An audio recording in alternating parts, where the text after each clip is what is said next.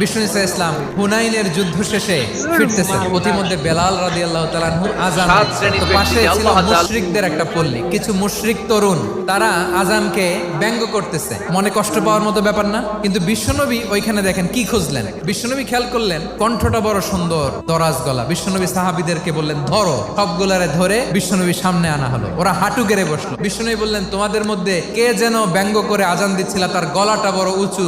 আবু মাহজুরা বলে আমার বন্ধুরা সবাই আমার দিকে আঙ্গুল দেখায়। আবু মাহজুরার মাথায় হাত দিয়ে বললেন এবার আযান দাও দেখি। আবু মাহজুরা বলে আমি তো আযান দিতে জানি না। বিশ্বনবী বললেন তাহলে আসো আমি তোমারে শিখাই দেই। বিশ্বনবী একটা বাক্য পরে, আবু মাহজুরা পরে, বিশ্বনবী পরে, আবু মাহজুরা পরে। আবু মাহজুরা বলে এক একটা বাক্য পড়ি আমার কলিজাটা গলে ঠান্ডা হয়ে যায়। বিশ্বনবীর সাথে দাঁড়িয়ে উনি শাহাদা পড়ে মুসলমান হয়ে গেলেন। বিষ্ণু ইসা ইসলাম বললেন যাও আবু মাহজুরা, আমি তোমাকে পৃথিবীর শ্রেষ্ঠতম মসজিদ মক্কার মসজিদুল হারামের মুয়াজ্জিন হিসেবে অ্যাপয়েন্ট করে দিলাম। দেখছেন কিভাবে ট্যালেন্ট হান্টিং করতে হয়।